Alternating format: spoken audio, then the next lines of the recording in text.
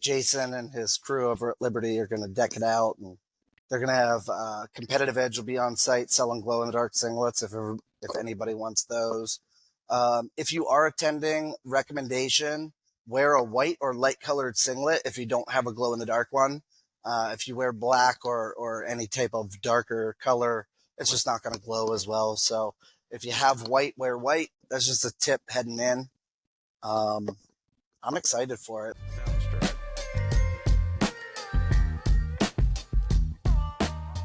Welcome back to the North Florida Wrestling Show. Real quick, we're going to do a Warzone update after the first one in WeWa went down. Got a lot of matches in. Some kids went on a warpath and got themselves really high up on that early top 30 list.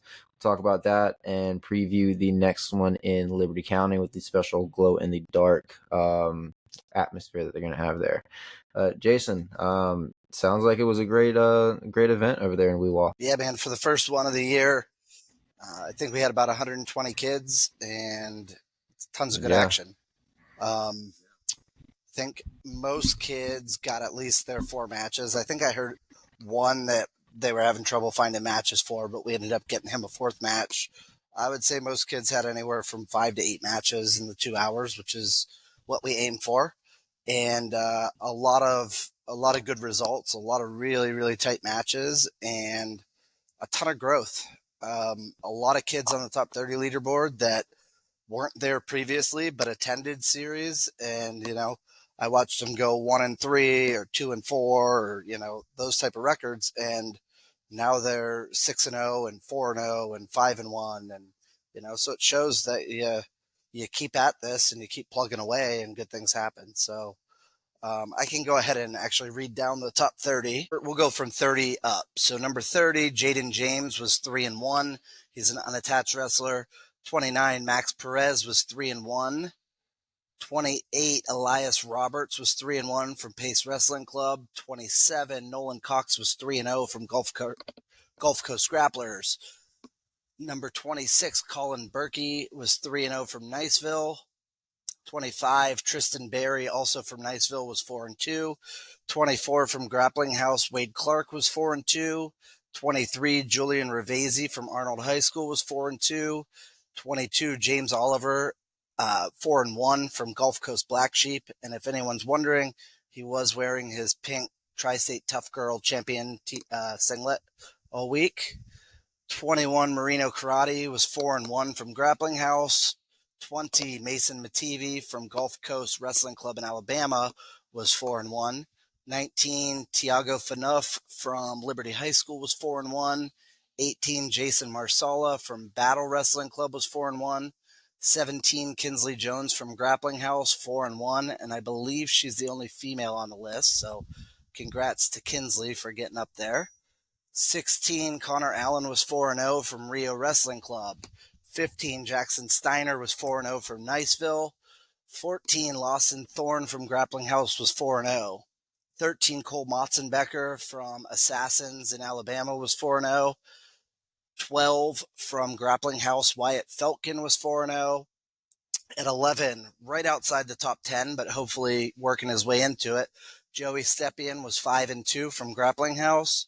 Number 10, Michael Stepien, his older brother, was 5-1, also from Grappling House.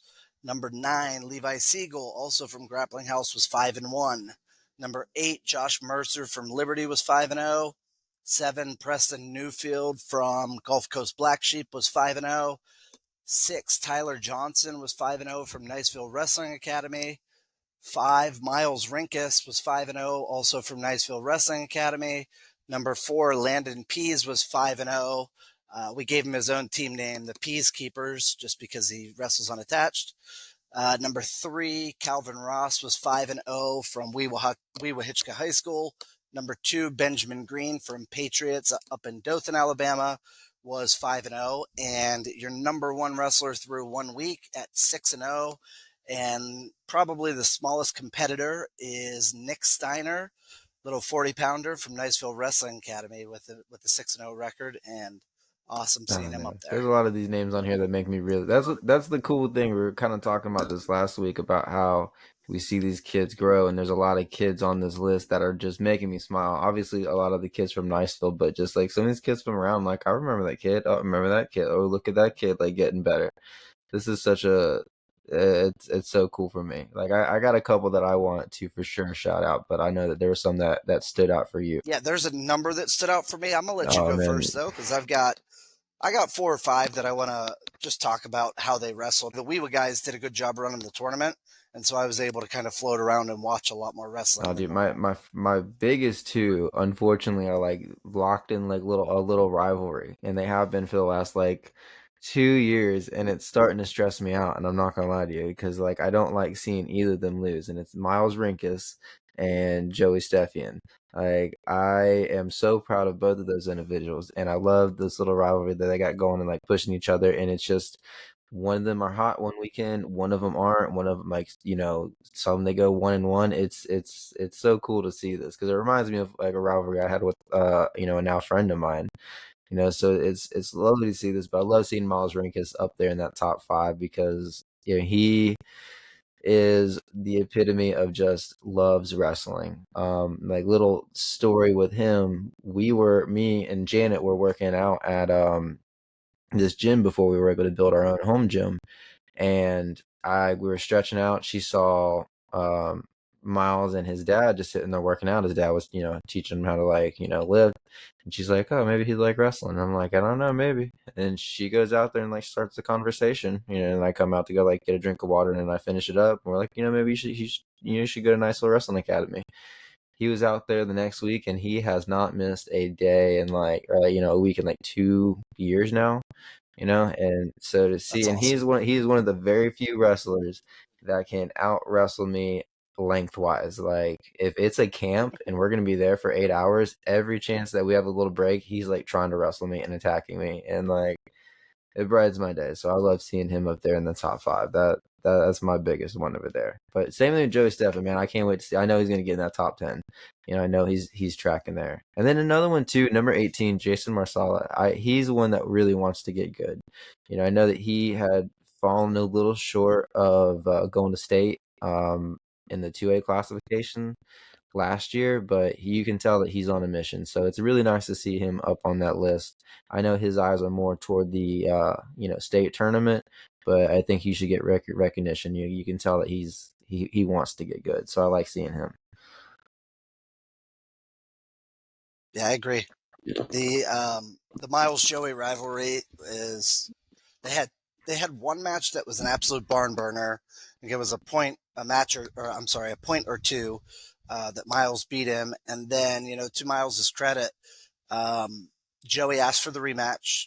Miles said absolutely, and he came out and he had himself a match. Man, it was like you said, every one of their matches is normally pretty close. This one, Miles kind of widened the gap on Joey, and think it was something like 9-0, and he pinned Joey. But I know that's going to be a source of inspiration for Joey over the next couple of weeks to reclose that gap and get that win. But man, it's that kid looked good. On a personal note too, I had all 3 of my little children there this weekend. Um, 2 of them are of the age where they're running around playing, doing all that stuff, and the 4 and 6-year-old were running around all day long with the Steiner boys, getting into trouble, doing just being crazy, which I thought was cool. And then just getting to know that family a little bit better. And then I was playing with my 2-year-old daughter, and I was kind of holding her like this, and she was kind of right here looking this way. And I noticed she just starts like laughing and then like hiding her head and laughing again and hiding her head. And I turn around, and Miles Rinkus is standing there making faces at her and making her laugh. And just little things like that, man. It seems like just seems like a really good kid, and like you said, loves wrestling and loves competing. And I remember you talked about him right when he first started. He didn't know a lick about wrestling at the time, but you said, man, this kid works. He listens, he pays attention, he works hard. His name will be up there soon. Just watch. And here we are a year later, and kid's 5-0 after one event. So Yeah, you cool to made me see. cry over here. Like I make no. There's no. You can ask any of my kids over here in Niceville for the academy or the high school. Like who's my favorite wrestler? I'm like, oh, it's Miles, hands down. I was like, Mm-hmm. there's him, and then there's like everybody else. Like, you show me a kid that loves wrestling that much, does everything we ask, then he'll be on that list. But right now, it's just Miles. Yeah. Good for little Nicky too. That's how That's you. seeing him top that list. I don't want to go past him, and they are very good at getting into I trouble. know. So usually once their time period is up, it's you have to keep an eye on them. But good for little Nicky getting up there at the top of the list. He works very very hard, and I think he took a couple setbacks at the last one that bothered him because he is a type that likes to win. He's at that. He's a very Sure. they're very the Steiners are very competitive, and so I like seeing him up there. I really like seeing that kid up there. He's one of the smaller kids, and I remember 2 series ago, Theo Cania won it. He was like 18-1 or something like that. But his one loss was to Nicky the first time they wrestled. I forget what high school it was at, but Nicky got him the first time, and then they had wrestled like 5 or 6 other times during the series, and Theo reversed it. And Nicky was having 2 losses, 3 losses per event, and I don't think he got on the top 30, but you can tell there was something there if he just kept working One, at it. And that's cool Yeah, to I mean, a see, lot of man. these little kid Really cool to matches are see. like decided by 2 or 3 points, and there's so many different types of scrambles that happen that it could go either way so many times. Like Theo's just he's got great hips, dude. He has great hips. He always lands in Yep. fantastic position. So I'm excited. I hope to see him at a couple of these tournaments and see that matchup again. Yeah, I'm sure he'll be around, but yeah, I call that style of wrestling 2 kids in a Yeah, clothes dryer. Just looks like they're tumbling around, rolling, and you never know who's coming out on top. But it's really cool to yeah. watch. Um, there was a little girl there this weekend too. I'm going to shout out. Victoria Young was her name. I'm not sure where she's from, but she was a little 5-year-old 35 pounder. Her dad said her brother is the 106 for Mosley, and the daughter doesn't want to practice at all yet. She just wants to go to the tournaments and compete because she has been trying to win a medal. Like, she just wants medals. And she's never won one before. And she had like 3 matches or so. I'm not sure of the results. I think she may have lost them. I'm not positive. But my 2 sons were there, my 6-year-old 39 pounder and my 4-year-old 30 pounder. And I said, why don't we give her some matches with my kids? And so my kids went out and wrestled, and it was just tumbling and rolling and grabbing legs. And none of them really know what they're doing because I haven't got my kids into it yet. They just kind of come to practice and play with the dodgeballs, and that's kind of their thing right now. Um, but the matches were real fun. Derek Williams refereed them, raised both kids' hand at the end. And so we got all 3 of them gold medals, and that little girl's eyes, man, lit up. She didn't want to take that thing off all day, but it was cool. It was so cool that to see a young kid want to get into the sport. And she was taking every match that we offered her, and she was trying her hardest, man. And She wrestled good. that's how you build a So, passion for it. Like, there's obviously kids that are excited to like, they're a little bit ahead of it on the competitive nature, but there's some that are just getting into it and you got to make it fun. I had a kid ask me, he's like, "How do you coach these little kids?" And I'm like, honestly, like I get as much out as I can, but I don't think that I'm going to hold their attention for 2 hours. Like I want them just to enjoy being on the mat, like, have fun, have good memories, and then when they start developing their own competitive edge, it's just like, okay, we're ready to get serious. But these type of tournaments are so great for both of those types of individuals. Kids that are getting started, but then those kids that are a little bit more advanced or are a bit more competitive have something to work for. So this has been a great series so far. Next one's going down in Liberty County. yep. Next one goes down Liberty on the 28th, and that's the glow in the dark I'm so one. excited. A lot of Yeah. buzz for it, man. A lot of people are pretty Yeah, good excited. for them, man. I'm excited for that one. You guys got to take lots of pictures. I think I'll be at another soccer game, but that's an awesome like we were saying last week. Little things that make an ordinary event extraordinary, right? Like even like when I think a couple of years ago, you guys had like a bouncy house, right? Trying to like work different angles, see what works. Like I love it. I love the effort that gets put into the series. Heck yeah. It's going to be, I think Jason and his crew over at Liberty are going to deck it out, and they're going to have Competitive Edge will be on site selling glow in the dark singlets if anybody wants those. If you are attending, recommendation, wear a white or light colored singlet if you don't have a glow in the dark one. If you wear black or any type of darker color, it's just not going to glow as well. So if you have white, wear white. If not, try maybe grab yourself a glow in the dark singlet. But there's options there. But that's just a tip heading in.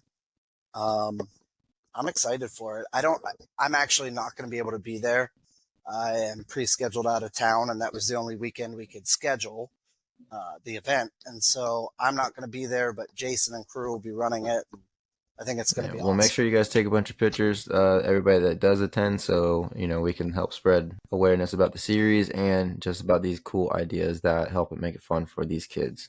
But that's gonna be the episode for what? Hey, No, oh, go I'm ahead. sorry. Before you end, if you don't mind, can I shout out two more kids that I just wanted to Yeah, do talk it. about real quick from Yeah, this go ahead. past weekend?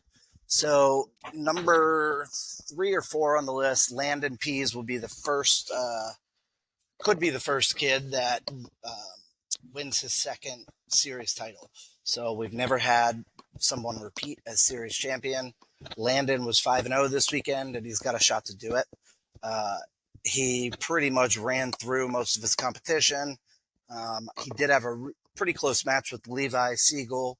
It's like a 4 or 5 pointer, but it'll be interesting to see if Landon can kind of complete the two-peat there. And then the other one I want to talk about is one of my guys, number 14, I would think, on the list, Lawson Thorne. So he is a rising junior, and he came to me as a freshman, knowing literally nothing. I think he had just done a little bit of the child season and didn't know much. His dad started private lessons and getting him involved in the club and all that stuff. And he told me his goal was for his son to get one win. He said, if we can somehow get a win, that's all we want. And I said, I think that you're going to be pleasantly surprised by the way it all goes if he sticks with it, with the way he's working. I said, but sure, that can be your goal.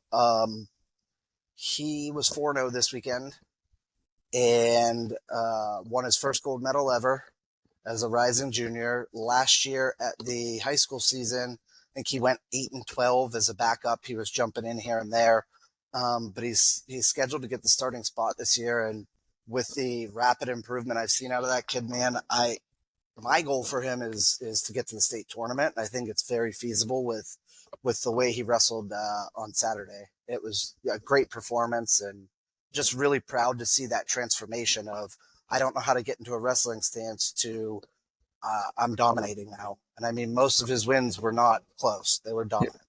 He Okay, looked so really there's good. two things I think we should close out because I know one that you want to mention for sure. Your number 10, Michael Stepien, because I know you were talking about the growth that he's made as an athlete and a wrestler and Mm-hmm. just as a person. Because he's a great kid. He is a amazing kid. That family's doing right things over Yes. there. But I've seen a lot of growth in him, both physically. He's an imposing individual. Yeah. Yeah. He he put in a lot of work. He's got that that phase that a lot of kids get into right around 9th, 10th grade when the puberty comes and the girls start looking all right and all that stuff. He's really focused on lifting and getting stronger and getting bigger and doing all those things. And so yeah, he's put in a lot of work in the weight room that supplemented his wrestling, and he went from kind of prepubescent but in good shape to he got his man muscles now, and you're seeing the difference in all the hard work in the off season in his wrestling. So it's really good to see. He's just a great kid.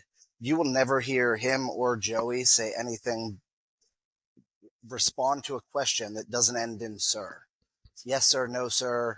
How can I help? Da da da. I mean, they were raised right. They got great parents, and it's cool to see the growth on both of their ends, not just Yeah, the Michael's. one last one I want to mention, normally I'm very quiet on what we got cooking over at the Niceville High School. I try to keep everything under wraps until the season goes away, is underway. But number 6, I do want to shout out Colin Berkey. That kid works extremely hard, just like what you're saying with Michael. Great leader, shows up and does the work. That's my biggest thing. Is like people ask how do you get better? Show up, work hard, and then go home. Like it's not a huge formula, right? Do the other things that you need to do to get great outside of it, but show up and do the work. And this kid is very much the epitome of shows up early, leaves late, doesn't complain, brings people, tries to recruit people. So I love seeing him get a nice little start to this at 3-0. Wrestling some. I saw a couple. Okay. One of his matches where he's wrestling up a couple weights, and I'm like, all right, man, that's exactly what we need. So I love seeing him on that list. But Yeah, Hit's a new name for me. I hadn't seen him around too much, so it's kind of like you said, cooking at Niceville High School. But man, he did well, and I'm gonna continue watching him throughout. he's It was actually a fun to PA watch. kid originally. He was from he was Oh, from PA, really? and his parents tried to get him into wrestling earlier, and he didn't want to do it. He wanted to do football, and then the growth spurt thing didn't work out in his favor, and he got back down here. He's only been wrestling for about this is going on his third year, but just been grinding, grinding, grinding. I'm just like I tell a lot of kids, it's just one day a lot of things click together. It's not just one thing. Just one day things start working together, and then you start seeing that improvement. But you got to show up and you got to do the work. Yeah, But I call that light mhm, bulb moment, man. Every it's kid it's has it. real.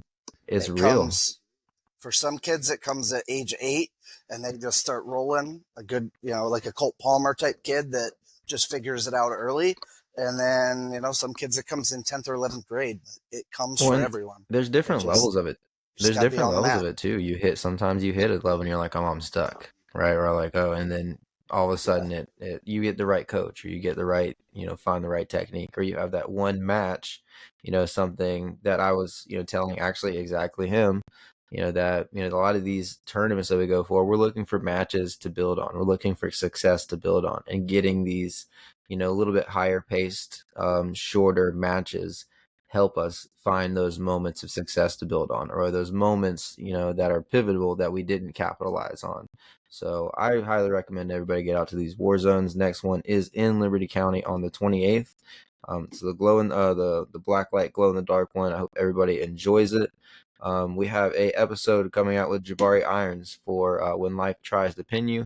Again, the book is going to be a giveaway for any wrestler that is in the Warzone series. Every entry gets you another entry into the giveaway, and we might have a special appearance at the finale. Also, be on the lookout for me and Jason to have awesome. a episode on NIL and what that means for college.